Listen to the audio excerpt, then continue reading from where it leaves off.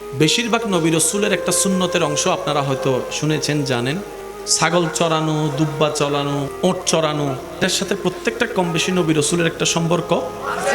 আরেকটা কাজ, সেটা হচ্ছে কৃষি কাজ। তো এই দুইটা কাজকে ছোট করে দেখা মানে আমাদের মেন্টালিটি ছোট, আমাদের চিন্তা ছোট। আমার দৃষ্টিতে আপনারা কি মনে করেন আমি জানি না, একটা মানুষের দৈনন্দিন প্রত্যেক দিন কি কাপড় কিনতে হয়? বলেন না ভাই, কাপড় কিনতে হয়, জুতো কিনতে হয়, টুপি কিনতে হয়, ঘড়ি কিনতে হয়, কিন্তু প্রত্যেক দিন একটা মানুষের খাবার দরকার হয়, বাতের দরকার হয়। আর সে বাতটা হয় মাটি থেকে কৃষকরা নামার কারণে। তাহলে সারা বাংলাদেশে নয়, সারা পৃথিবীতে যে খাবার চাহিদা, কৃষকরা মাঠে নামে বলেই, ঘাম ঝরায় বলেই, পরিশ্রম করে বলেই, কাদা শরীরে লাগাই বলেই তো কোনো না কোনোভাবে সেটা আপনার আমার পর্যন্ত আছে, ঠিক কি না? আমার দৃষ্টিতে একটা দেশের সবচাইতে সম্মানী ব্যক্তিদের লিস্টের মধ্যে কৃষকদের নাম থাকা দরকার। অথচ আমরা কত অধপতনের দিকে গিয়েছি দেখেন। কোটিপতিকে, ইন্ডাস্ট্রিওয়ালাদেরকে সেলুট দিয়ে সম্মান দিচ্ছি, যদি ওনার সেই ম্যাটেরিয়ালটা আপনার আমার হয়তো জীবন একবার লাগবে, না হয় বছর একবার লাগবে, কিন্তু একটা কৃষকের কাজ প্রত্যেকদিন আমাদের লাগে। কোনো না কোনোভাবে কৃষকের সাপোর্ট কিন্তু আমাদের লাগেই। সে কৃষক যদি কেউ বলে যে আমি কৃষক, আমরা 2টা পয়সার দাম দিতে চাই না। অনেকে কৃষকের সন্তান হয়ে সমাজে পরিচয় দিতে চায় না যে আমার বাবা কৃষক।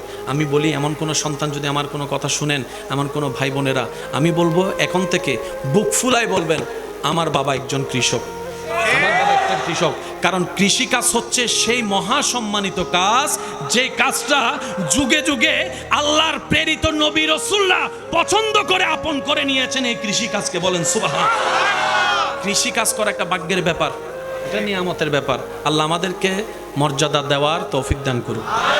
আর একটু জোরে বলি, আল্লাহ পাক আমাদেরকে আল্লাহর বান্দা হিসেবে আল্লাহর বান্দাদেরকে ভালোবাসার, সম্মান দেওয়ার তৌফিক দান করুন।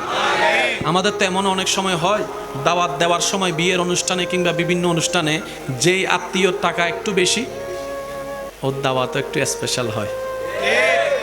কষ্ট নিচ্ছেন আমার কোনো কথায়? যে আত্মীয় স্বজনের একটু টাকা বেশি, ওনার খাবার দাবার হয় টেবিলে। যে আত্মীয় স্বজনের টাকা নাই, ওনাকে মূল্যায়নও করে না, কেউ জিজ্ঞেসও করে না খাবার খেয়েছে কিনা। আসলে আসলো, না আসলে নাই। আমরা অধপতনের সেই চরম পর্যায়ে নিচে চলে যাচ্ছি। মনে রাখবেন, এটা কখনো মনুষ্যত্বের কাজ হতে পারে না, নবীর উম্মতের কাজ হতে পারে না, আল্লাহর বান্দার কাজ হতে পারে না। কথা বলেন ঠিক কিনা? বৈষম্য দূর করার দরকার আছে না নাই?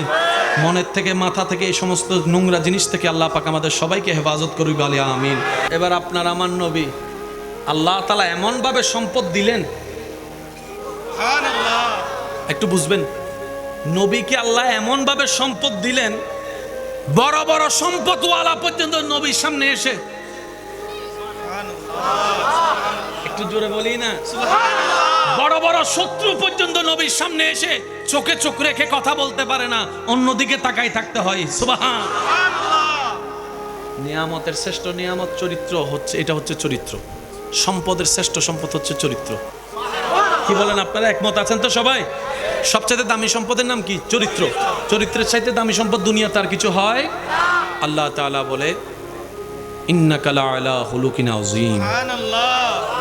মুহাব্বতের আওয়াজে বলেন সুবহানাল্লাহ। আপনি আমি ভোটার আইডি কার্ড বানাইতে গেলে, পাসপোর্ট বানাইতে গেলে, ওই এলাকার যে কোনো একজন সরকারি প্রতিনিধির কাছ থেকে একটা চরিত্রের সার্টিফিকেট নিতে হয়। সেখানে উনি না দেখা সিগনেচার করে দেয়, সিল মারা থাকে, সিগনেচারটা পরে করে দেয়, লেখা থাকে আমার জানা মতে আমার এলাকার সবচাইতে ভালো মানুষ। ঠিক কথা বলেন না? আমি ওনাকে জিজ্ঞেস করলাম, ভাই আপনি যাকে ভালো মানুষ হিসেবে সিগনেচার দিয়েছেন আপনি চিনেন? কয় না। তো সিগনেচার দিলেন কেন? বলে যে আমার এলাকায় লক্ষ লক্ষ মানুষ, সবার সার্টিফিকেটের দরকার, আমি কি সবার পরিচয় জানবো নাকি? সম্ভব? অসম্ভব, সেজন্য সাইন করে দিই। কথা বলেন ঠিক কিনা? যার চরিত্রের সার্টিফিকেট দিয়েছেন স্বয়ং রব্বুল আলামিন, তিনি হচ্ছেন আপনার আমার নবী রাহমাতুল লিল আলামিন। উসওয়াতুন হাসানা, কোরআন যার চরিত্রের কথা বলেছে তিনি আপনার আমার নবী রাহমাতুল লিল আলামিন। ইন্নাকা লাআলা খুলুকিন আযীম বলে রব্বুল আলামিন যার চরিত্র মুবারকের সার্টিফিকেট দিয়েছেন তিনি আপনার আমার নবী রাহমাতুল লিল আলামিন। আসুন, আমার পূর্বের আলোচনার ফাঁকে বলেছেন কোরআন হচ্ছে থিওরিক্যাল, নবী রহমাতুল লিল আলামিন হচ্ছে প্র্যাকটিক্যাল। যদি আপনাদের বিরক্ত না লাগে, কষ্ট না লাগে, তাহলে 2-4 মিনিট কথা বলবো ইনশাল্লাহ। অনুমতি আছে? 40টা বছর আল্লাহ আমাদের নবীকে দিয়ে ইসলামের দাওয়াত দিতে দেয় নাই, চুপ করায় রেখেছেন। এই 40টা বছর আল্লাহ বিশ্ববাসীকে নবীর হাঁটা চলা বসা চরিত্র দেখাইয়াছেন। 40টা বছর পরে যখন সবাই বলল, সবাই মিথ্যা কথা বলল, আমরা মানতে পারি আব্দুল্লাহর ছেলে কখনো মিথ্যা বলতে পারে না, এই কথা যখন তারা বলা শুরু করলো, তখনই আল্লাহ পাক বললেন, নবী এবার আপনি বলেন এক আল্লাহ ছাড়া কোনো মাবুদ নাই, দেখি কয়জনে মানে। এতক্ষণ কিন্তু বলাই নাই। যখন সবাই বলছে আব্দুল্লাহর ছেলে মিথ্যা বলবে না, আল্লাহ পাক বলে যে এখন বলেন। আল্লাহ কি বলবো? রবে বলে যে এক আল্লাহ ছাড়া কোনো মাবুদ নাই, এই কথা যারা বলবে তারাই পাশ হয়ে যাবে, আপনি এই কথা বলেন। এবারে নবী সবাইকে ডেকে বললেন, ইয়া আইয়ুহান নাস, হে মানব জাতি, তোরা তো বলেছস আমার মতো সত্যবাদী এলাকায় আর কেউ নাই। কয় হ্যাঁ, চোখ বন্ধ করে। এবার নবী বলে যে আমি যদি বলি পাহাড়ের পিছ থেকে একটা দল আসতেছে, তোমরা কি মানবা? বলে যে আপনি বললে আমরা না দেখেও মানবো, কারণ আমরা জানি সবাই মিথ্যা বললো, আপনি জীবনে কোনোদিন মিথ্যা বলবে না। কয় এতটুকু বিশ্বাস করো? বলে যে হ্যাঁ। এতটুকু মানো? বলে যে হ্যাঁ। তাহলে আমি একটা কথা বলি, শুনবা? বলে যে বলেন।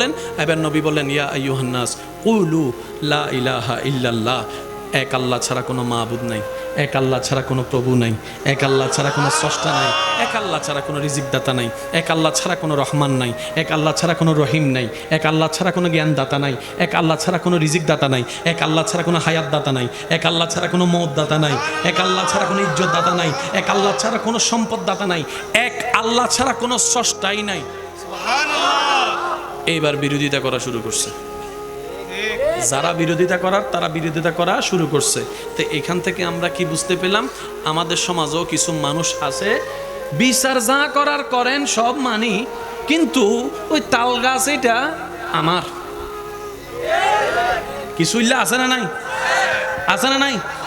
বিচার যা করার করেন, কিন্তু তাল গাছ বলেন না ভাই, তাল গাছ অর্থাৎ তুমি যা বলার বলো, আমি মানতে পারবো, কারণ মানিলে তো ব্যবসা বন্ধ হয়ে যাবে। মাথা কারো জোর হ না, হতাই মানিলে ব্যবসা কি যাব, বন্ধ হয়ে যাব, আর ব্যবসা চলতো না। কথা কি বুঝতে পেরেছেন? এবার নবী যখন এক আল্লাহর কথা বললো, দুই দল হয়ে গেল, এক দল মাননেওয়ালা আর এক দল না মাননেওয়ালা। যারা মাননেওয়ালা হয়েছেন ওনারা মুমিন মুসলমান হয়ে গিয়েছেন। আর একটু জোরে বলি না সুবহানাল্লাহ।